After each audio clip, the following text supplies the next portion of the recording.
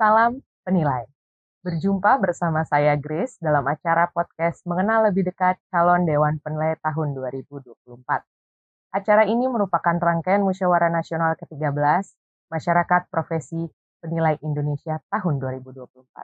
Sudah hadir bersama saya salah satu calon Dewan Penilai tahun 2024 nomor urut 6, Bapak Ahmad Tri Kurniawan Bahtiar. Halo Bapak, bagaimana Pak kabarnya Pak? Alhamdulillah sehat. Baik. Baik. Izinkan saya memanggil Bapak Tri ya Pak Tri, ya. ya. Baik Pak Tri. Pak Tri, bolehkah Bapak memperkenalkan diri, latar belakang pendidikan dan pengalaman Bapak di profesi penilai Pak? Silahkan Pak. Terima kasih. Saya Ahmad Tri Kurniawan Bahtiar, cukup dipanggil Tri. Ya. Adapun saya mencalonkan Dewan Penilai itu adalah nomor urut 6 dan saya memiliki latar pendidikan S1 saya pertanian, S2 saya di IPB Magister Manajemen Agribisnis, S3 saya di Universitas Negeri Jakarta Manajemen Pendidikan. Dan saya berprofesi pada penilai, sehingga saya melihat penilai itu memang profesi yang cukup rentan ya terhadap masalah-masalah hukum, sehingga saya juga mengambil pendidikan hukum. S1 saya di Dharma Dika, S2 saya di MH mengambil di Universitas Muhammadiyah Tangerang, dan S3 saya mengambil di Universitas Brawijaya.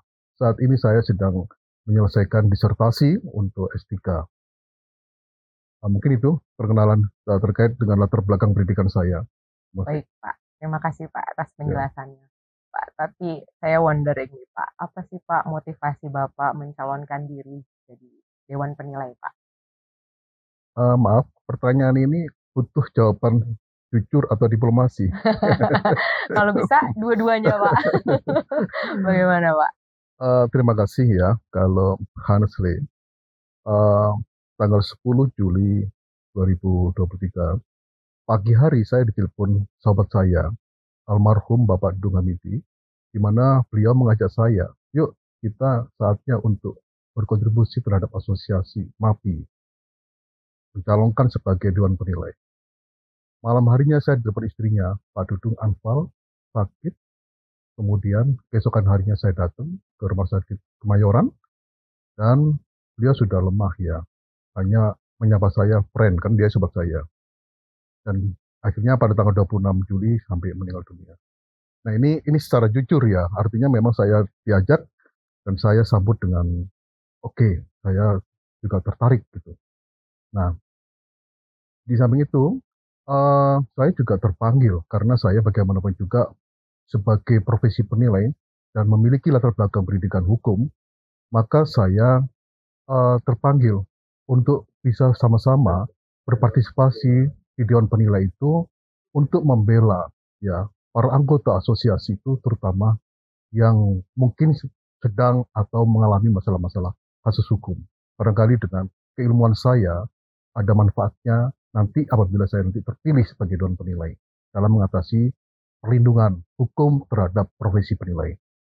Baik Pak, luar biasa ya Pak ya. Saya juga sempat membaca artikel Bapak nih Pak, Siap.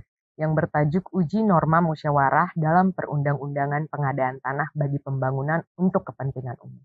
Saya sangat tertarik Pak di jumlah kasus pembebasan lahan Pak, baik skala kecil dan skala besar, itu mencapai 171 kasus dari 340 Pak.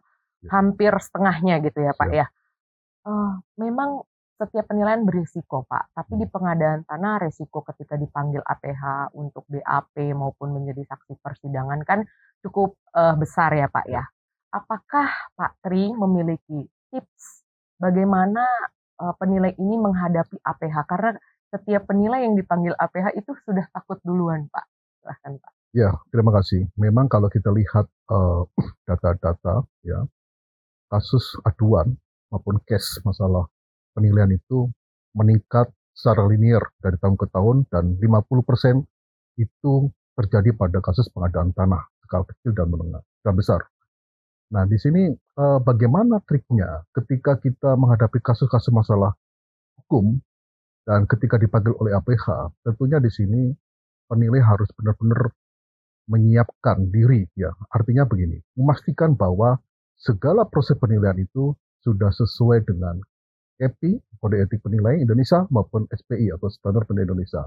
Itu adalah menjadi pegangan penilai. Ya, jangan sampai penilai itu ketika ada pertanyaan-pertanyaan APH atau jaksa dalam hal ini terjebak karena setiap pertanyaan itu mengandung arti ya. Kalau misalkan terjebak dan mungkin jawaban-jawaban yang tidak konsisten, nah ini akan menjebak penilai dan akhirnya akan tersandung kepada masalah-masalah hukum.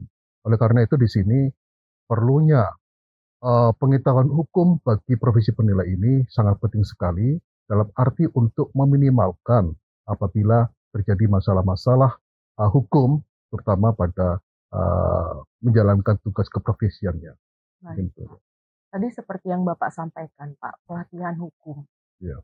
Bagaimana pendapat Bapak? Perlukah adanya pelatihan hukum untuk menjadi saksi di persidangan atau untuk BAP ketika kita dipanggil APH? Menurut Bapak, perlukah ini diadakan untuk seluruh penilai, Pak? Saya kira sangat perlu sekali ya, karena apapun profesinya itu perlu pengetahuan hukum. Termasuk dalam hal ini adalah profesi penilai. Ya, jadi di sini dengan adanya pelatihan pengetahuan hukum itu harapannya itu adalah penilai itu lebih waspada di dalam menjalankan tugasnya. Nah ini sifat kehati-hatian inilah yang seharusnya dipegang oleh penilai. Selain dia itu juga sudah katakan itu melakukan proses penilaian sesuai dengan KEPI maupun SPI, tetapi pengetahuan hukum ini sangat perlu sekali. Karena kalau tidak punya pengetahuan hukum, yang dikhawatirkan mereka akan terjebak dengan masalah-masalah hukum. Pak, bagaimana pendapat Bapak? Ya, seperti kita tahu, tak kalah nih Pak, data pembanding yang digunakan penilai ini dimentahkan oleh APH Pak, karena dianggap kurang kredibel atau kurang tepat. Bagaimana pendapat Bapak?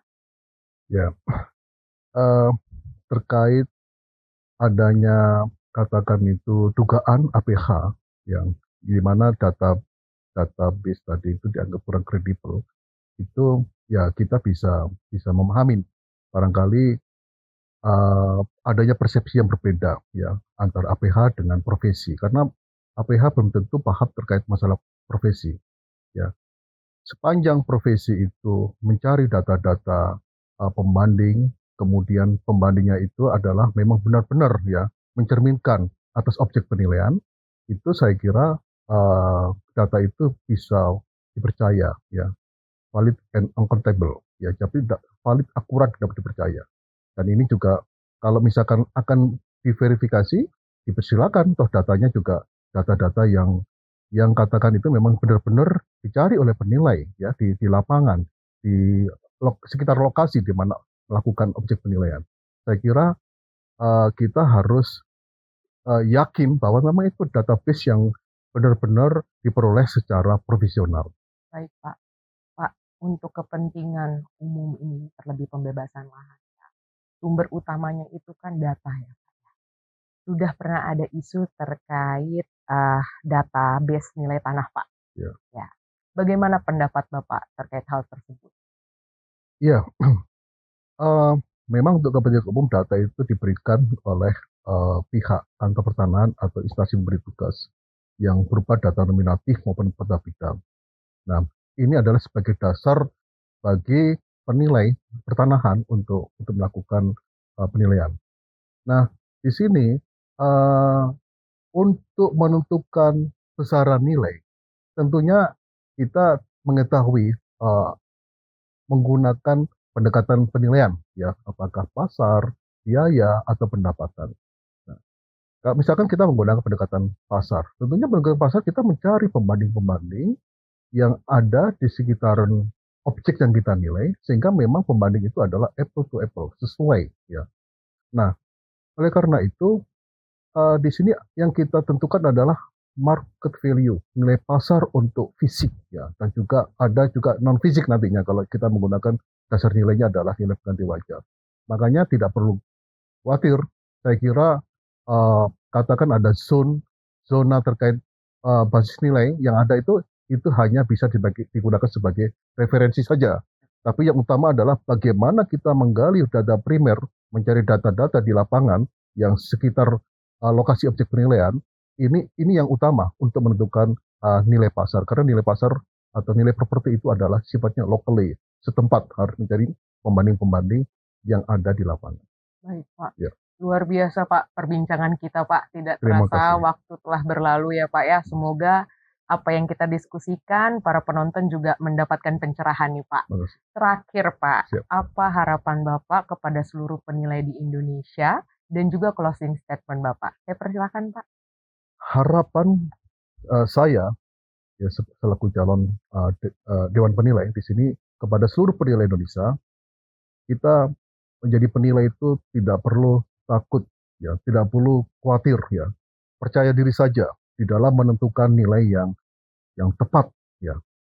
Selama kita uh, menggunakan ya SPI, KPI atau peraturan perundang-undangan sebagai landasan hukum kita untuk menentukan nilai. Jadi lakukan penilaian secara profesional dan independen. Itu harapan kami. Kemudian sebagai closing statement saya untuk Dewan Penilai yang akan datang, harapannya itu adalah Dewan Penilai bersikap lebih proaktif ya terhadap perlindungan kepada penilai. Perlindungan hukum terutama itu ada dua klasifikasi, perlindungan secara preventif maupun secara represif. Secara preventif ini terkait dengan bagaimana kita mencegah ya agar nanti para anggota asosiasi MAPI ini tidak terjebak kepada masalah-masalah kasus hukum ya. Oleh karena itu di sini perlu sikap proaktif untuk mengkritisi berbagai peraturan perundang-undangan yang ada yang terkait dengan penilaian. Jadi sikap proaktif kritis ya. Jangan sampai peraturan perundangan terkait penilaian itu nanti penilai justru dimanfaatkan, tetapi kita bagaimana memastikan agar posisi penilai dalam posisi aman, terlindungi, dan bisa bekerja secara profesional dan independen. Ini jadi fungsi perlindungan preventif inilah yang seharusnya nanti bisa dilakukan oleh para anggota Dewan Penilai. Jangan lupa tanggal 12 September 2024 di Munas, pilih calon anggota Dewan Penilai nomor urut 6 Ahmad Tri Kurniawan Bahtiar. Karena nomor urut 6 memiliki kompetensi penilai dan hukum. Terima kasih. Terima kasih, Bapak. Demikianlah acara podcast kita bersama kandidat calon Dewan Penilai nomor urut 6, Bapak Ahmad Tri Kurniawan Bahtiar. Saya Grace bersama seluruh kerabat kerja yang bertugas pamit undur diri. Sampai jumpa di Munas tahun 2024. Salam penilai. Salam penilai.